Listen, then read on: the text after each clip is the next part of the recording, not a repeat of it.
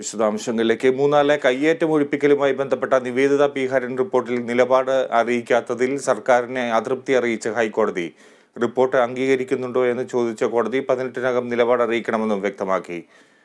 വിവരങ്ങളുമായി അശ്വതി ചേരുന്നു. അശ്വതി, എന്താണ് ഇക്കാര്യത്തിൽ ഹൈക്കോടതി ആവശ്യപ്പെടുന്നത്?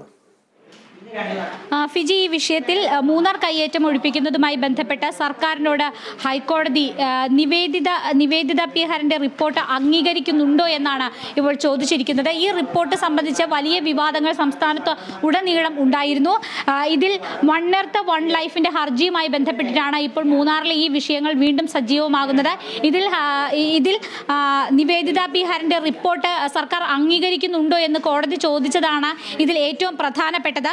ഈ റിപ്പോർട്ടിൽ പറയുന്ന പ്രധാനപ്പെട്ട കാര്യങ്ങൾ ഇവയൊക്കെയാണ്. അനധികൃത കയ്യേറ്റങ്ങളെ കുറിച്ച് ഈ റിപ്പോർട്ട് വിശദമായി പരാമർശിച്ചിട്ടുണ്ട്. അതുപോലെ തന്നെ എന്തൊക്കെ കയ്യേറ്റങ്ങൾ ഉണ്ട് എന്ന് കണ്ടെത്തി അത് ഒഴിപ്പിക്കണമെന്ന് ഈ റിപ്പോർട്ടിൽ വ്യക്തമാക്കിയിരുന്നു. അതുപോലെ തന്നെ ഭൂമി വിൽപ്പനയുമായി ബന്ധപ്പെട്ട വിഷയങ്ങൾ പരിശോധിക്കണം, വ്യാജ പട്ടയം കണ്ടെത്തി അവ റദ്ദാക്കണം, അതുപോലെ തന്നെ ഉദ്യോഗസ്ഥർക്കെതിരെ ഈ വ്യാജ പട്ടയം നൽകുകയും മറ്റ് അനധികൃത പ്രവർത്തികൾ നടത്തുകയും ചെയ്തിട്ടുള്ള ഉദ്യോഗസ്ഥർക്കെതിരെ നടപടി വേണം. ഇക്കാര്യങ്ങളൊക്കെയാണ് നിവേദിത പി ഹരന്റെ റിപ്പോർട്ടിൽ പ്രധാനമായും സൂചിപ്പിക്കുന്നത്. ഈ റിപ്പോർട്ട് സംബന്ധിച്ച് സർക്കാരിൻ്റെ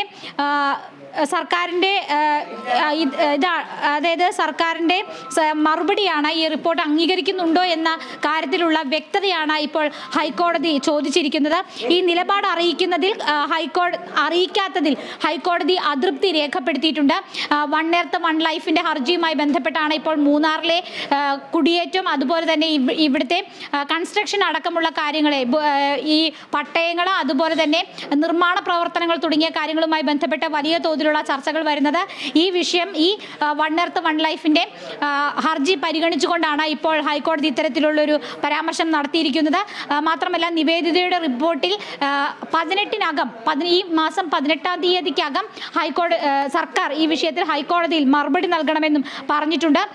അതുപോലെ തന്നെ ഈ നിവേദിത പി ഹരന്റെ റിപ്പോർട്ടിന് ശേഷം രാജൻ മതേക്കറിന്റെ റിപ്പോർട്ടും വന്നിട്ടുണ്ട്, സനൽകുമാറിന്റെ റിപ്പോർട്ടും വന്നിട്ടുണ്ട്. ഈ റിപ്പോർട്ടുകളൊക്കെ തന്നെ പിന്നീട് അധികം ചർച്ച ചെയ്യപ്പെടുകയോ മറ്റൊന്നും ചെയ്തിട്ടില്ല.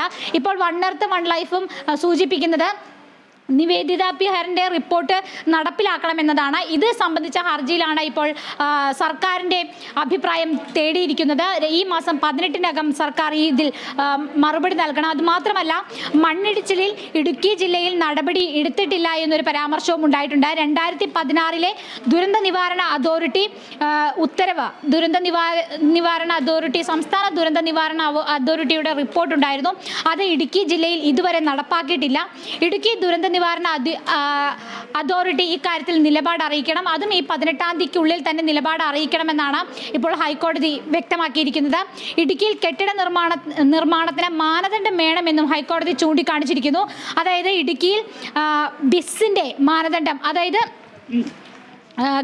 ബിസിന്റെ മാനദണ്ഡം എങ്ങനെയാണോ, അതായത് ബ്യൂറോ ഓഫ് ഇന്ത്യൻ സ്റ്റാൻഡേർഡ്സിന്റെ മാനദണ്ഡം, അത് സംബന്ധിച്ചിട്ടുള്ള അത് നടപ്പിലാക്കാനാകുമോ എന്ന് പരിശോധിക്കണം. ഇക്കാര്യത്തിൽ ഇടുക്കി ജില്ലാ കളക്ടറും ഹൈക്കോടതിയിൽ റിപ്പോർട്ട് സമർപ്പിക്കണമെന്നാണ് ഇപ്പോൾ ഹൈക്കോടതി വ്യക്തമാക്കിയിരിക്കുന്നത്. അതായത് ഇത് ചുരുക്കി പറയുകയാണെങ്കിൽ മൂന്നാറിലെ പ്രധാനപ്പെട്ട നിർമ്മാണ പ്രവർത്തനങ്ങളുമായി ബന്ധപ്പെട്ട കാര്യങ്ങൾ, അതുപോലെ തന്നെ അവിടുത്തെ പട്ടയങ്ങളുടെ കാര്യങ്ങൾ, അവിടുത്തെ ഭൂമി വിതരണം, മറ്റ് തുടങ്ങിയ എല്ലാ കാര്യങ്ങളിലുമുള്ള ഒരു കാര്യങ്ങളെയും സ്പർശിക്കുന്ന ഒരു പരാമർശമാണ് ഹൈക്കോടതിയുടെ ഭാഗത്ത് നിന്ന് ഉണ്ടായിരിക്കുന്നത്. അതിൽ കാരണം നിവേദിത പി ഹരന്റെ റിപ്പോർട്ട് ഈ കാര്യങ്ങളെയൊക്കെ തന്നെ പരാമർശിക്കുന്നതാണ്. അനധികൃത കയ്യേറ്റങ്ങളെയൊക്കെ തന്നെ പരാമർശിക്കുന്നതാണ്. ഇത് സർക്കാരിന്റെ നിലപാട് എന്താണ് എന്നതാണ് ഇതിൽ ഏറ്റവും പ്രധാനപ്പെട്ട വിഷയം. അങ്ങനെയാണെങ്കിൽ ഇത് ഈ ഹൈക്കോടതിയുടെ ഭാഗത്ത് നിന്ന് വന്നിരിക്കുന്ന ഈ പരാമർശത്തിന് രാഷ്ട്രീയമായും ചില മാനങ്ങൾ ഉണ്ട് എന്ന് നമുക്ക് വിലയിരുത്തേണ്ടി വരും. ഫിജി. ശരി അശ്വതി.